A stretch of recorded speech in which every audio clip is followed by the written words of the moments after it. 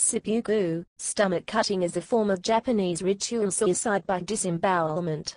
Seppuku was originally reserved only for samurai. Part of the samurai bushido honor code, seppuku was either used voluntarily by samurai, to die with honor, rather than fall into the hands of their enemies, and likely suffer torture, or as a form of capital punishment for samurai who had committed serious offenses, or performed for other reasons that had brought shame to them. The ceremonial disembowelment, which is usually part of a more elaborate ritual, and performed in front of spectators, consists of plunging a short blade, traditionally a tantō, into the abdomen, and moving the blade from left to right in a slicing motion. Vocabulary and etymology. Seppuku is also known as harakiri, cutting the belly, a term more widely familiar outside Japan, and which is written with the same kanji as seppuku, but in reverse order with an okurigana. In Japanese, the more formal seppuku, a Chinese on'yomi reading, is typically used in writing, while harakiri, a native kun'yomi reading, is used in speech. Ross notes. It is commonly pointed out that harakiri is a vulgarism, but this is a misunderstanding. Harakiri is a Japanese reading, or kun'yomi of the characters, as it became customary to prefer Chinese readings in official announcements. Only the term seppuku was ever used in writing. So harakiri is a spoken term and seppuku a written term for the same act. The practice of committing seppuku at the death of one's master, known as oibara, or the kun'yomi or Japanese reading, or tsufuku, the on'yomi or Chinese reading, follows a similar ritual. The word jigei means suicide in Japanese. The usual modern word for suicide is jisatsu. In some popular Western texts, such as martial arts magazines, the term is associated with suicide of samurai wives. The term was introduced into English by Lafcadio Hearn in his Japan, an attempt at interpretation and understanding which has since been translated into Japanese. Joshua S. Mostow notes that Hearn misunderstood the term jigei to be the female equivalent of seppuku. Overview. The first recorded act of seppuku was performed by Minamoto no Yorimasa during the Battle of Uji in the year 1180. Seppuku eventually became a key part of bushido, the code of the samurai warriors. It was used by warriors to avoid falling into enemy hands, and to attenuate shame, and avoid possible torture. Samurai could also be ordered by their daimyo, feudal lords, to carry out seppuku. Later, disgraced warriors were sometimes allowed to carry out seppuku, rather than be executed in the normal manner. The most common form of seppuku for men was composed of the cutting of the abdomen, and when the samurai was finished, he stretched out his neck for an assistant to decapitate him. Since the main point of the act was to restore or protect one's honor as a warrior, those who did not belong to the samurai caste were never ordered or expected to carry out seppuku. Samurai generally could carry out the act only with permission. Sometimes a daimyo was called upon to perform seppuku as the basis of a peace agreement. This would weaken the defeated clan, so that resistance would effectively cease. Toyotomi Hideyoshi used an enemy's suicide in this way on several occasions, the most dramatic of which effectively ended a dynasty of daimyo. When the HJ were defeated at Edora in 1590, Hideyoshi insisted on the suicide of the retired daimyo HJ Ujimasa, and the exile of his son Ujineo. With this act of suicide, the most powerful daimyo family in eastern Japan was put to an end. A tent prepared for seppuku. Ritual. In time, carrying out seppuku came to involve a detailed ritual. This was usually performed in front of spectators, if it was a planned seppuku, not one performed on a battlefield. A samurai was bathed, dressed in white robes, and fed his favorite meal. When he had finished, his instrument was placed on his plate. Dressed ceremonially, with his sword placed in front of him, and sometimes seated on special cloths, the warrior would prepare for death, by writing a death poem. General Akashi Jideu preparing to carry out seppuku, after losing a battle for his master in 1582. He had just written his death poem, which is also visible in the upper right corner. By Tsukiyuki Yoshitoshi around 1890.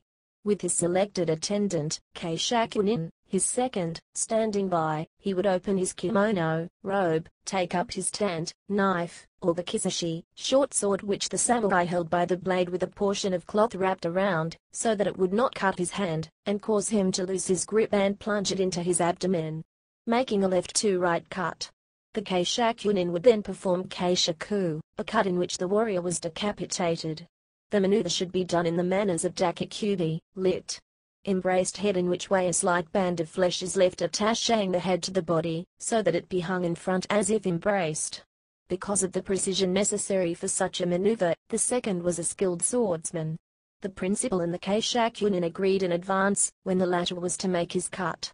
Usually dakikubi would occur, as soon as the dagger was plunged into the abdomen.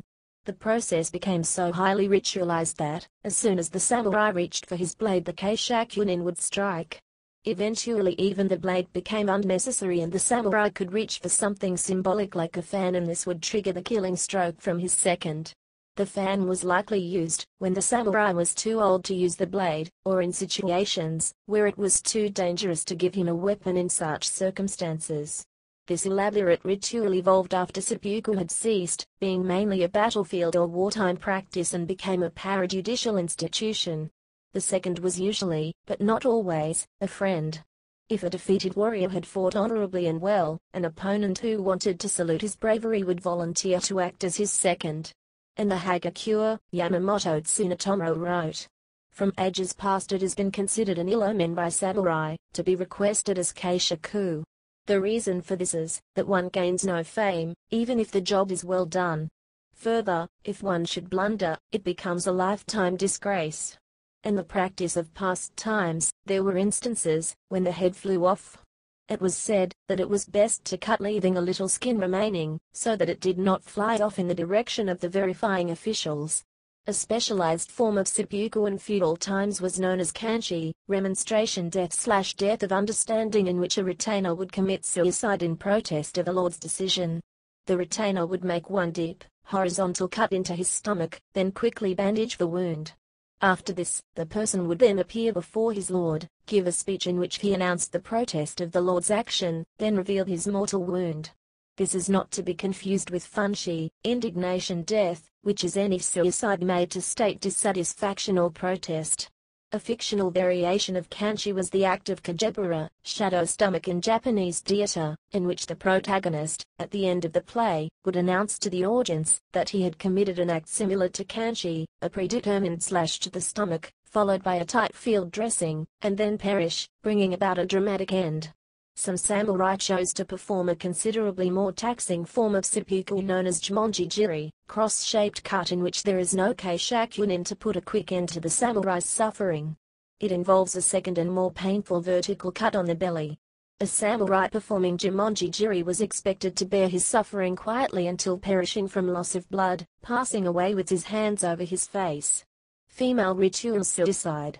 Women have their own ritual suicide, jigei.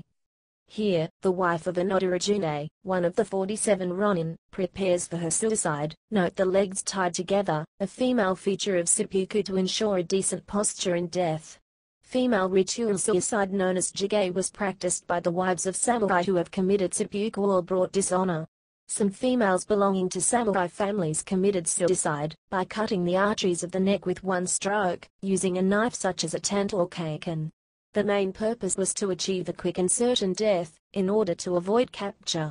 Women were carefully taught jigeki as a child. Before committing suicide, a woman would often tie her knees together, so her body would be found in a dignified pose, despite the convulsions of death. Jigeki, however, does not refer exclusively to this particular mode of suicide. Jigei was often done to preserve one's honor, if a military defeat was imminent, so as to prevent rape. Invading armies would often enter homes, to find the lady of the house seated alone, facing away from the door. On approaching her, they would find that she had ended her life long before they reached her. History. Stephen R. Turnbull provides extensive evidence for the practice of female ritual suicide, notably of samurai wives, in pre-modern Japan.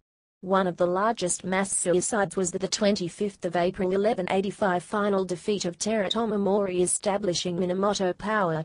The wife of an Odarajune, one of the 47 ronin, is a notable example of a wife following by suicide the seppuku, disemboweling, of a samurai husband. A large number of honor suicides marked the defeat of the Aizu clan in the Boshin War of 1869, leading into the Meiji era. For example, in the family of Sadetonomo, who survived, a total of 22 female honor suicides are recorded among one extended family. Religious and social context.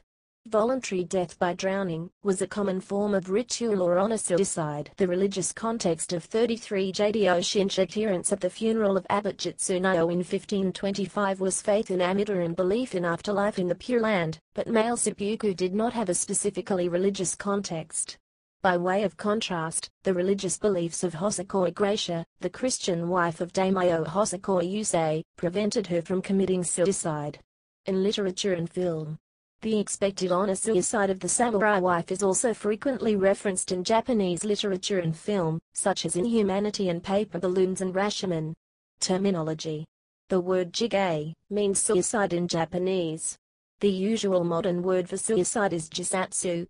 Related words include jiketsu, jijin, and jijin. In some popular Western texts, such as martial arts magazines, the term is associated with suicide of samurai wives. The term was introduced into English by Lafcadio Ahern in his Japan, an attempt at interpretation, an understanding which has since been translated into Japanese and Ahern seen through Japanese eyes. Joshua S. Mostow notes that Ahern misunderstood the term jigei to be the female equivalent of seppuku. Mostow's context is analysis of Giacomo Puccini's Madame Butterfly and the original Shio-Shio-san story by John Luther Long. Though both Long's story and Puccini's opera predate Ahern's use of the term jigei, the term has been used in relation to Western Japanism. Seppuku as capital punishment. While the voluntary seppuku described above is the best known form, in practice the most common form of seppuku was obligatory seppuku, used as a form of capital punishment for disgraced samurai, especially for those who committed a serious offense such as unprovoked murder, rape, robbery, corruption, or treason. The samurai were generally told of their offense in full, and given a set time to commit seppuku, usually before sunset on a given day. On occasion, if the sentenced individuals were uncooperative or outright refused to end their own lives, it was not unheard of for them to be restrained, and the seppuku carried out by an executioner, or for the actual execution, to be carried out instead by decapitation, while retaining only the trappings of seppuku. Even the short sword laid out in front of the offender could be replaced with a fan. Unlike voluntary seppuku, seppuku carried out as capital punishment did not necessarily absolve, or pardon, the offender's family of the crime. Depending on the severity of the crime, half or all property of the condemned could be confiscated, and the family stripped of rank, sold into long-term servitude, or executed. European witness. The first recorded time a European saw formal seppuku was the Sake incident of 1868. On February 15, 11 French sailors of the Dupleix entered a Japanese town called Sake without official permission. Their presence caused panic among the residents. Security forces were dispatched to turn the sailors back to their ship, but a fight broke out, and the sailors were shot dead. Upon the protest of the French representative, financial compensation was paid, and those responsible were sentenced to death. The French captain was present to observe the execution.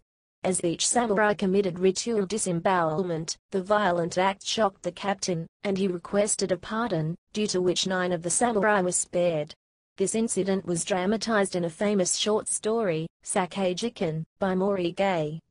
In the 1860s, the British ambassador to Japan, Algernon Freeman Mitford, Lord Redesdale, lived within sight of Sengakuji where the 47 Ronin are buried. In his book Tales of Old Japan, he describes a man who had come to the graves to kill himself. I will add one anecdote, to show the sanctity which is attached to the graves of the 47. In the month of September 1868, a certain man came to pray before the grave of Oishi Chikara. Having finished his prayers, he deliberately performed harakiri, and, the belly wound not being mortal, dispatched himself by cutting his throat.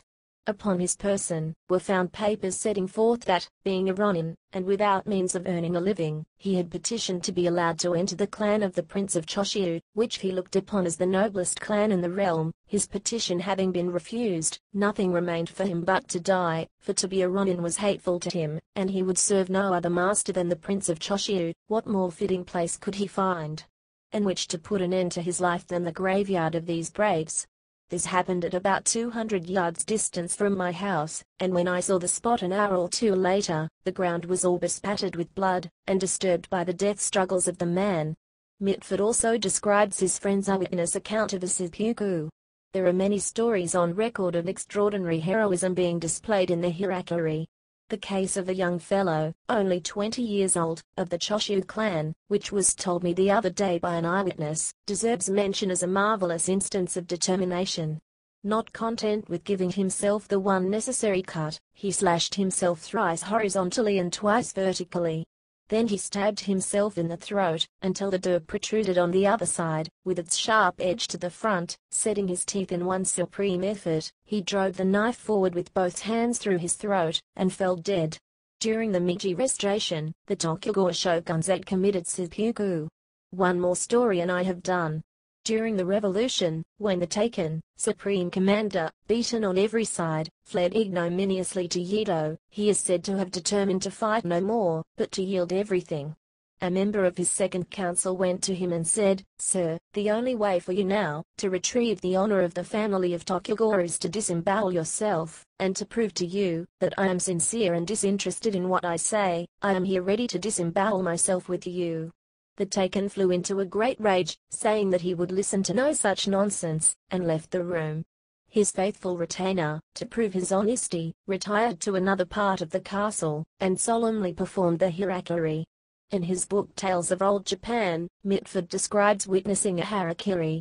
As a corollary to the above elaborate statement of the ceremonies proper to be observed at the hirakiri, I may here describe an instance of such an execution which I was sent officially to witness.